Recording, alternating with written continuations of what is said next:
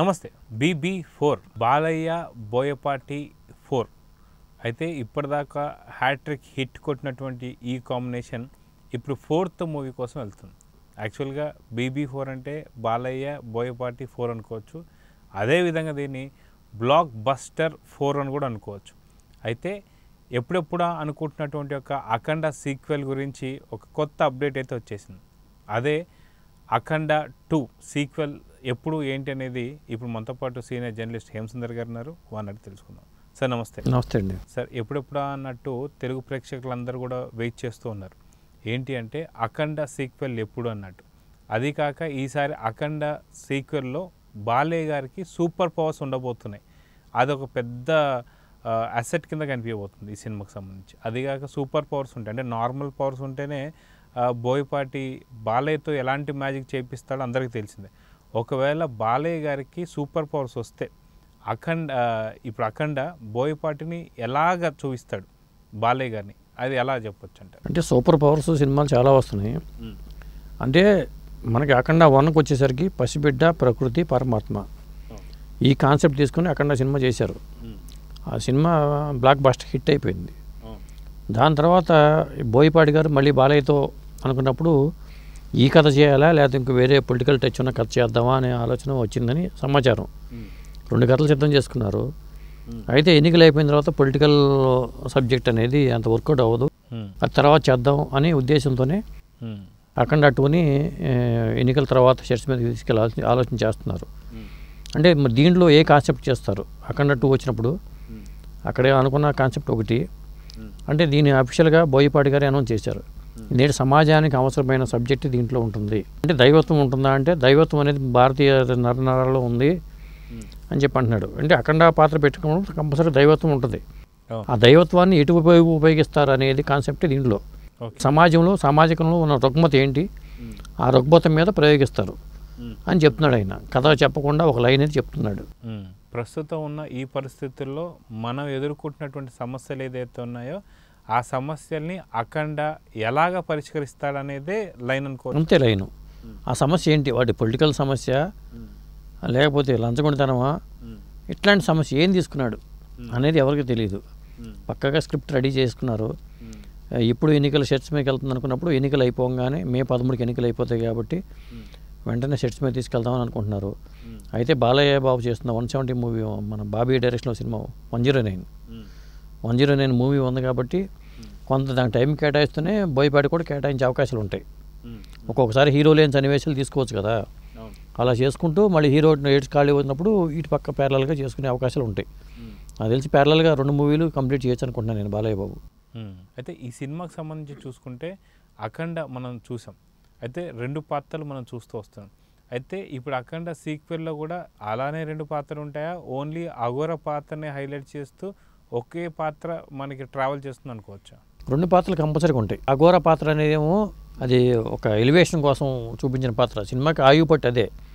కాకపోతే యంగ్ బాలయ్య లేకపోతే అభిమానులు డిసప్పాయింట్ అవుతారు. యంగ్ బాలయ్య కూడా ఉండాల్సిందే. మనకి యంగ్ బాలయ్య ప్రజ్ఞా జైస్వాల్తో కాంబినేషన్లో కొన్ని సన్నివేశాలు మనం చూసాం అఖండాలో. అవి చాలా హిట్ అయిన సన్నివేశాలు ఉన్నాయి. ఆడికి వెళ్ళిపోయి కళ్ళు తాగే సన్నివేశంలో కానీ లేకపోతే ఇట్లాంటి కొన్ని సన్నివేశాలు చాలా ఉన్నాయి. డ్యూయట్స్ పరంగా కానీ పాటల పరంగా కానీ అవి ఉండాల్సిందే. కాబట్టి 2 పాత్రలు అనేది కంపల్సరీగా ఉంటాయి. సాధారణంగా బోయపాటి బాలయ్య బాబు సినిమాలు చేసినప్పుడు 2 పాత్రలు ఉంటున్నాయి కాబట్టి ఇందులో కూడా బాలయ్య బాబుని 2 పాత్రలు చూపించే అవకాశాలు ఎక్కువ ఉంటాయి. అయితే ఫ్యాన్స్ మాత్రం లేదా తెలుగు ఆడియన్స్ మాత్రం ఇంకొక రకంగా కోరుకుంటున్నట్టుగా కొన్ని గుసగుసలు వినిపిస్తున్నాయి. అదేంటి అంటే అఘోర పాత్ర బాలయ్య చేస్తూ యంగ్ పాత్ర ఏదైతుందో దాన్ని మోక్షజ్ఞ చేస్తే చాలా బాగుంటుంది, అదే కాక మోక్షజ్ఞ కూడా ఒక మంచి లైఫ్ ఇచ్చినట్టు ఉంటుంది అనేది ఒక అనుకుంటున్నట్టు ఒక మాట. దాని గురించి అంటే మోక్షజ్ఞతో సినిమా చేయమని బాలయ్య బాబే అడిగారట బోయపాటి గారిని. అడిగితే బోయపాటి గారు ఇచ్చిన సలహా ఏంటంటే నేను చేయటం కన్నా వేరే ఒక డైరెక్టర్, ప్రముఖ డైరెక్టర్ పేరు అని చెప్పి ఆయనతో చేస్తే బాగుంటుంది ఫస్ట్ సినిమా. ఎందుకంటే ఒక్కోసారి బోయపాటి కాంబినేషన్లో బాలయ్య బాబు వారసుడు అన్నప్పుడు ఒక ఎక్స్పెక్టేషన్స్ వేరుగా ఉంటాయి. దాన్ని రీచ్ కాకపోతే ఫస్ట్ సినిమాతో డిసప్పాయింట్మెంట్ వచ్చేస్తుంది మోక్షజ్ఞకి. కాబట్టి నేను అనుకోవటం బాలయ్య బాబు మోక్షని ఈ జూన్ 10 తర్వాత పుట్టినరోజుకి మోక్షతో సినిమా ఉండే అవకాశాలు ఉంటుంది, కంపల్సరీగా ఉంటుంది. కాకపోతే ఈ సినిమాలో మోక్షని పెడతారా లేదా అనేది నాకు డౌటే. నాకైతే డౌట్ ఉంది. బాలయ్య బాబు అయితే అడిగారట బోయపాటిని, మోక్ష సినిమా ఫస్ట్ సినిమాకి నువ్వే చేయాలని అడిగారట. ఒకవేళ అలా ఏమన్నా మరి తయారు చేసుకున్నారా తెలీదు. ఆయన అడిగారు కాబట్టి మనం కూడా చేద్దామనే ఆలోచన బోయపాటికి వచ్చిందేమో చెప్పలేం కదా. గతంలో అయ్యేటప్పుడు మేము మాట్లాడినప్పుడు కూడా ఆయన అడిగిన మాట వాస్తవమే అని చెప్పారు. కాబట్టి మోక్షకి సినిమాకి వేరే డేట్తో ఉండే అవకాశం ఉంది. నేను అనుకోవటం ఈ సినిమాలో సాధారణంగా ఏ హీరో అయినా మొదటి సినిమాని కొత్తగా హీరో రంగప్రవేశం చేసేటప్పుడు ఒక లైటర్ వీల్ లవ్ స్టోరీతో ఎంటర్ చేస్తారు. మాస్ సినిమాని ఎప్పుడు ఎంచుకోరు, సాధారణంగా ఎంచుకోరు. ఎందుకంటే మాస్ సినిమా అనేసరికి ఒకసారి ఎక్స్పెక్టేషన్ ఏరుగా ఉంటాయి. కాబట్టి ఒక లవ్ స్టోరీలే ఎంచుకుంటూ ఉంటారు. మీరు అక్కడ నాగ చైతన్య సినిమా చూసుకున్నా, లేకపోతే రామ్ చరణ్ సినిమా చూసుకున్నా, లేకపోతే ఇంకా వేరే హీరోలు ఎవరైనా డెబ్యూట్ సినిమా ఏదైనా తీసుకోండి మీరు, అవన్నీ లవ్ స్టోరీసే ఉంటాయి. రెండో సినిమా తర్వాత ప్రయోగం చేస్తారు. అయితే ఇది కాకుండా బాలకృష్ణ అండ్ బోయపాటి అనగానే ఒక క్రేజీ కాంబినేషన్ అని చెప్పుకోవచ్చు. అయితే దీనికి మ్యూజిక్ మాత్రం తమనే అంతకుముందు సినిమాలు అన్నిటి కూడా తమను తీసుకుంటూ వచ్చాడు, ఒక లెజెండ్ కాకుండా. మిగతా ఇప్పుడు రాబోతున్నటువంటి ఒక అఖండ ఏదైతే 2 ఉంటుందో దీనికి తమన్ మ్యూజికే ఉండొచ్చు అనుకోవచ్చు. తమనే ఉండే అవకాశం ఉంది. అఖండగా తమనే చేశాడు కాబట్టి దానికి ఏ టైప్ ఆఫ్ మ్యూజిక్ వాడాలో, ఎలా చేయాలో రీ రికార్డింగ్ ఎలివేషన్స్ హైలైట్ అయినాయి. మన హైలైట్ అక్కడ మ్యూజిక్ కూడా ఒక సినిమా హిట్కి చాలా హెల్ప్ అయింది. కాబట్టి అది కెమిస్ట్రీ వర్కౌట్ అయింది. కాబట్టి వీళ్ళ కాంబినేషన్లో కంపల్సరీగా తమనే దీనికి మ్యూజిక్ చేసే అవకాశం అయితే ఉంటుంది. ఇక ప్రజ్ఞా జైస్వాల్ దీంట్లో కంటిన్యూ కావచ్చు, కాకపోవచ్చు, చెప్పలేము. ఇక ఇతరత్ర పాత్రలన్నీ దాంట్లో ఉండే కొన్ని పాత్రలు దీంట్లో కంటిన్యూ అయ్యే అవకాశాలు కూడా ఉంటాయి. కథ కంటిన్యూ అయినప్పుడు. కథ కంటిన్యూ కాకుండా వేరే కథ తీసుకుంటే అది వేరుగా ఉంటుంది. లేదా అఖండని అదే రూపంలో చూపిస్తారా, అఖండ గెటప్ ఏమైనా మారుస్తారని కూడా కొంత చాలా మంది డౌట్లు ఉన్నాయి. అంటే ఈ సినిమాని ఒక పన్నెండు రేంజ్లో తీసుకెళ్లాలనే తాపత్రయం ఉంది బోయపాటికి.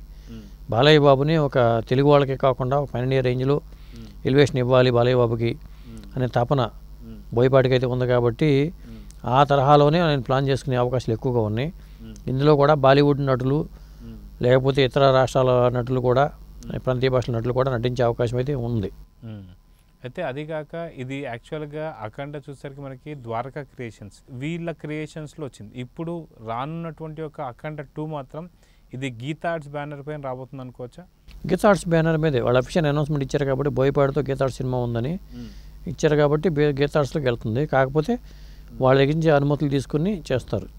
ఇది సో ఇక పైన ఎటువంటి సమస్యలు లేవనుకోవచ్చా? ఎందుకంటే గీతా ఆర్ట్స్కి బ్యానర్ కాబట్టి బ్యానర్ మారిపోయింది.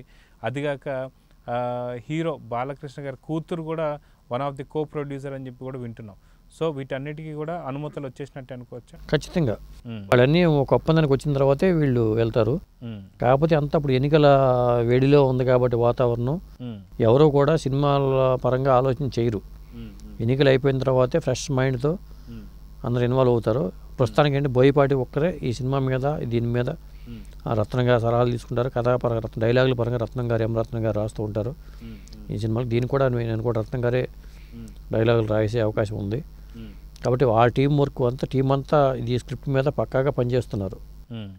అయితే ఒకవేళ ఎన్నికల తర్వాత ఈ సినిమా స్టార్ట్ అవుతుంది అనుకుంటే మనకు ఖచ్చితంగా సంక్రాంతి బరిలో ఉండే అవకాశం ఉందంటారు అఖండ 2? ఖచ్చితంగా జూన్ 10ని నేను అనుకోవడం ఏంటంటే దీని ముహూర్తం సన్నివేశం జూన్ 10ని పెడతారేమో అనుకుంటున్నాను నేను. ఎన్నికల ఫలితాలు ఎట్టాగో జూన్ 4వ తారీఖు ఫలితాలు వచ్చేస్తాయి కాబట్టి 10వ తారీఖుని అటు మోక్ష సినిమానో లేకపోతే ఇదో మొత్తానికి బాలయ్య బాబు పుట్టినరోజు సందర్భంగా మంచి హడావుడి అయితే జరిగే అవకాశాలు ఎక్కువగా ఉన్నాయి. సో చూద్దాం సార్. మొత్తానికి జూన్ 10వ తారీఖు అనగానే జూన్ 4వ తారీఖు ఎన్నికల ఫలితాలు, దాంతోపాటే జూన్ 10వ తారీఖు పుట్టినరోజు సందర్భంగా మోక్షజ్ఞ మూవీ కావచ్చు లేదా అఖండకు సంబంధించినవి కావచ్చు, ఇవన్నీ కూడా ఒక మంచి గుడ్ న్యూస్ వినాలని చెప్పి కోరుకుందాం. Thank you sir.